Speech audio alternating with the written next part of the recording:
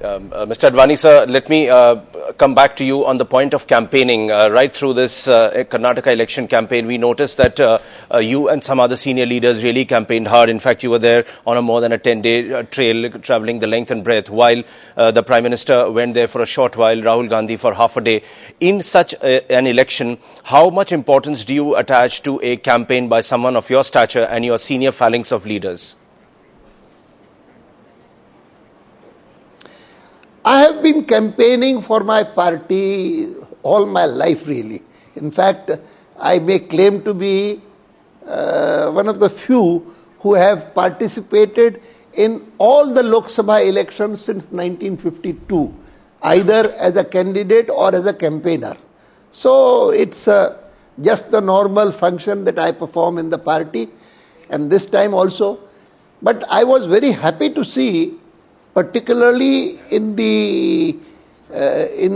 North Karnataka, where it was really very warm when I went there, the temperature touching something like 45, 46, and yet, and there were no shamianas, nothing of the kind of restrictions that the Election Commission had put up, that they would count every single seat that is put up there, and all that, every single chair, and reckon the total expenditure on the basis of 12 rupees per chair put up there.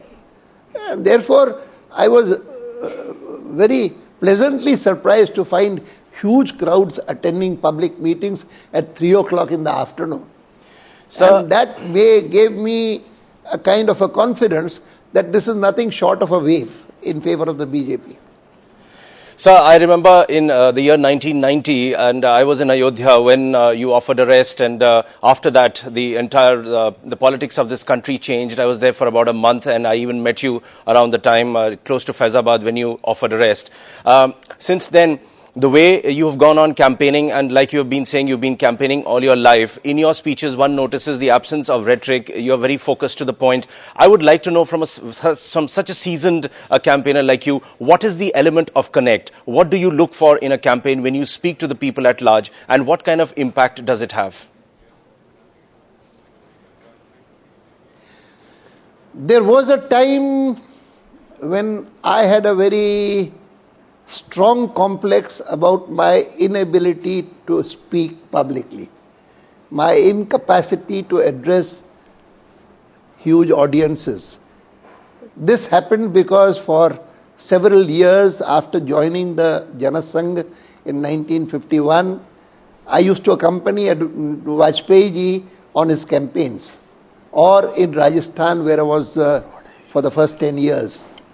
And he is such a wonderful orator that anyone who works along with him can develop such a complex, which I developed.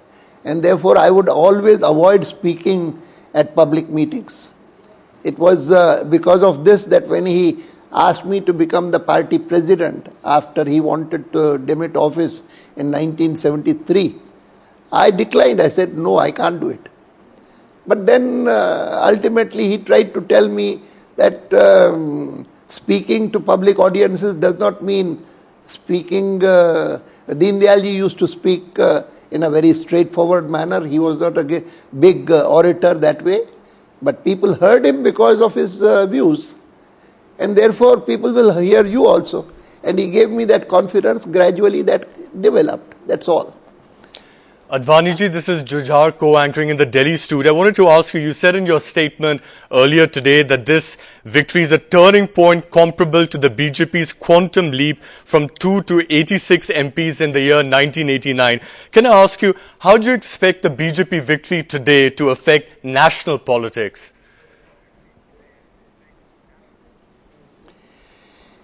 It would affect national politics only because it is continuation of a trend that has been witnessed since after 2004 in almost all assembly elections, starting with Bihar and going on to Punjab and Uttarakhand and Gujarat, and now even in Karnataka.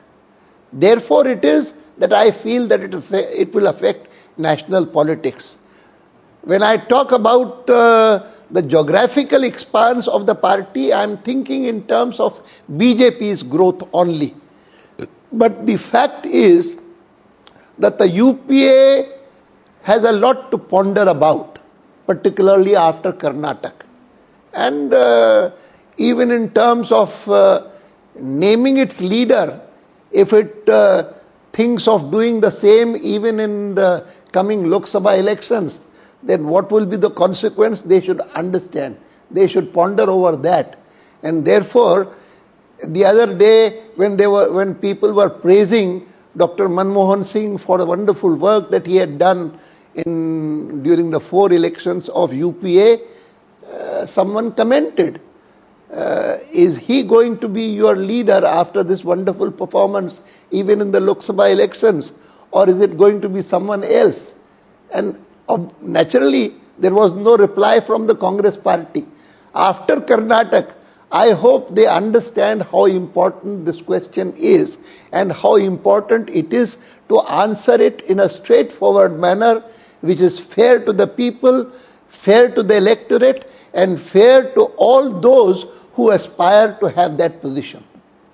Advani ji, we'll just come back to you with more questions, but first, Shireen has a question for you from Bangalore. Sir, my question is that during campaigning, all the BJP leaders were talking about the Gujarat model of governance. Now, going forward, and this seems to have worked, for the general elections, is this model going to be the one that you're going to adopt, since it's also being dubbed as the Hindutva model? And in case that is what it's going to be, then would it be agreeable to your allies? For someone, Hindutva is a pejorative term. Whereas for a person like me, who has been in the Janasangh since 1951, when our ideologue and leader and mentor used to be Deen Dayal Upadhyay, during those days we never used the word Hindutva. We used the word nationalism, we used the word Bharatiyata, and we used Indianness and Bharatiyata as being synonymous with Hindutva. So therefore you forget Hindutva and think in terms of what really has made the NDA government succeed at New Delhi and what really has made even Narendra Modi succeed in Gujarat, and what in different measures have made our governments in other states where we are ruling also succeed similarly. It is good governance and development and of course security. These are the 3 issues which are the key words that we use, and these days, particularly after the massive suicides by farmers, we have said that that is one big section of the Indian population which has not been cared for as properly as it should have been cared for, and so we should have a special concern for them. Sir, my one more question is that it's being said over here in Karnataka that BJP's party is divided into 2 factions, the Anant Kumar faction and the Yediyurappa faction. Now, since the party is not in a majority and there is a tightrope which has to be walked, is there a cause for worry? Not at all. In fact, everyone who has seen the campaign and who has seen how the entire party has functioned as one united contingent, no cause for worry at all. Absolutely. Everyone has put forth his best to see that Yediyurappa becomes the chief minister of the state. And as I said, it gave us an advantage because he being from the farming community and he being a person who has fought all his life for the welfare of farmers, for their concerns, it was a great advantage.